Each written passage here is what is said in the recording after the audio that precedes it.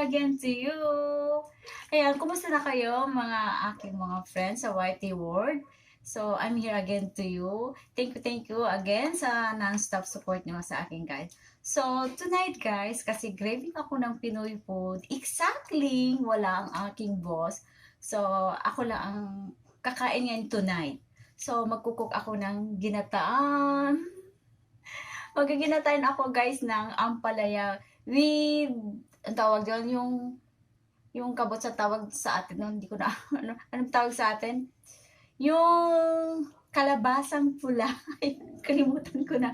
Yung kalabasang pula sa atin, yun, imimix ko siya ng ginataan. Napaka-simple lang, kasi ako lang naman ang kakain. Kasi, pag nandito yung boss ko, hindi kasi kumakain ng mga coconuts. Hindi sila, yung mga Japanese, hindi mahilig sa coconuts. Hindi ko lang alam sa iba, pero yung sa akin kasi, hindi sila mahilig sa coconut. So, ang kinakain namin sa Pinoy food ay adobo. So, start na tayo guys. Huwag na nating paano, kasi mabilis lang to guys. Ayan.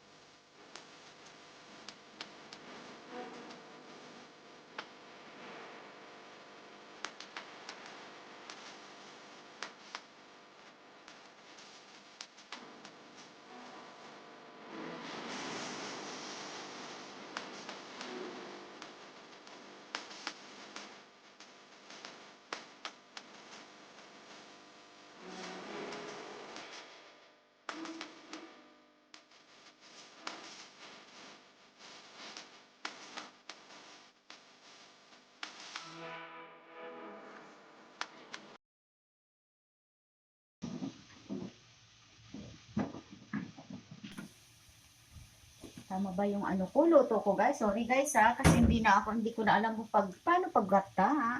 Yan, lagyan natin black paper.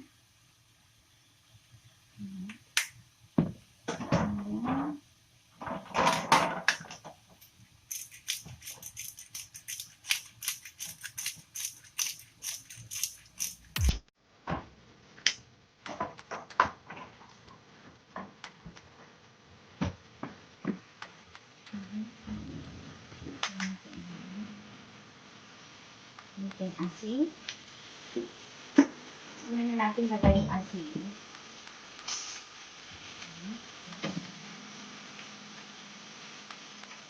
Itakpan ko muna siya guys. Ata.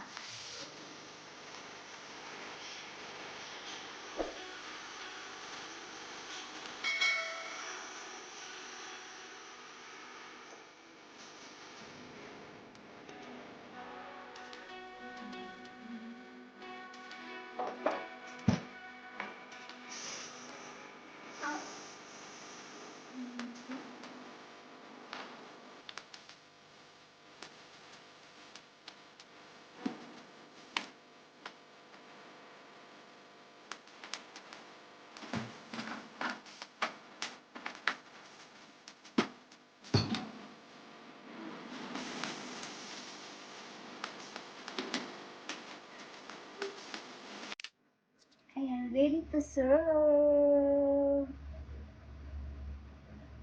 Ayan, yung aking ulam ngayon.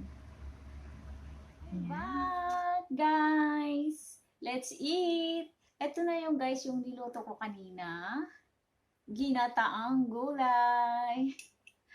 So, really, talagang crave ako ngayon sa Pinoy food, lalo na yung ginataan. Kasi yung napanood ko kay Rosa's Channel's Vlog.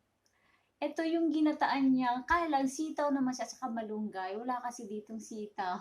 Merong malunggay pala rito, merong sitaw. Pero wala akong makita ka talagang sitaw. Ang ginawa ko ay ampalaya at yung kalabasa, pumpkin. Ayan, ito yung niluto ko ngayon, guys. So, let's eat, guys. And then, gumawa pala ako ng vinegars nito, guys. Ito. Yung kanina, ginawa ko to. Okay?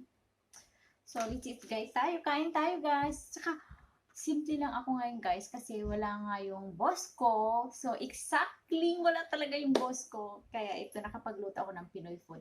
And then, konti lang talaga ako, guys, rice. Half rice lang siya, guys. Ito. At tingnan nyo to, guys, bakit ako nakaganito. Kasi naglagay ako ng oil sa mukha ko. Kaya ito siya. And then, bago pala ako kumain ay nag-workout ako. Kaya nakapag-workout ako, guys. nag-workout muna ako ng konti. And then, kain tayo ngayon. Yan. So, kain tayo, guys. Let's eat. Ayan.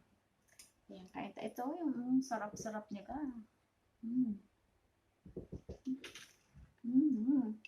Sarap siya, guys. So,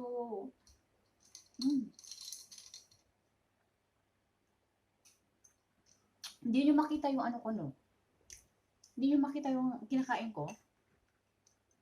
Kaya lang, hindi naman kasi masarap siyang tingnan. Pero, masarap siya. Hindi lang siya masarap tingnan. Kasi nga, minix ko siya ng ampalaya.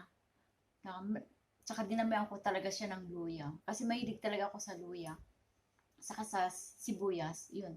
Yun lang itong simple na Sabi nga ni Carosas, simple na luto, simple na ulam, pero masarap. Yan. Kung hindi pa kayo nakapag kay Rosa's channel, guys, masarap yung mga simple talaga yung mga niluluto niya. Gusto ko yung mga cooking niya. Kasi doon ako napapagaya sa kanya. So, kain tayo, guys. Ayan. So, ang palaya.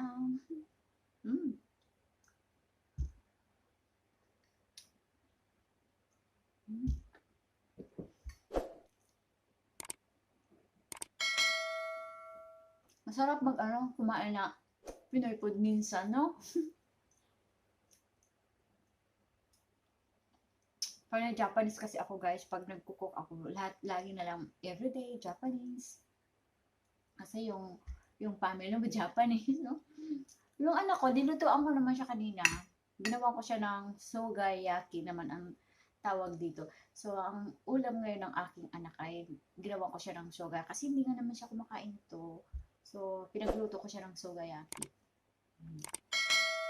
Kumain na siya, tapos na siya kumain. Sabi ko sa kanya, mauna ka na kasi magbablog ako haba akong kumakain. Para na rin mukbang. Mukbang na ito lang yung ulam ko. Ay, ito lang yung kakainin ko. Pero super sarap. Ayan. Thank you so much, guys. And see you to my next vlog again. Bye. Bye. Let's eat.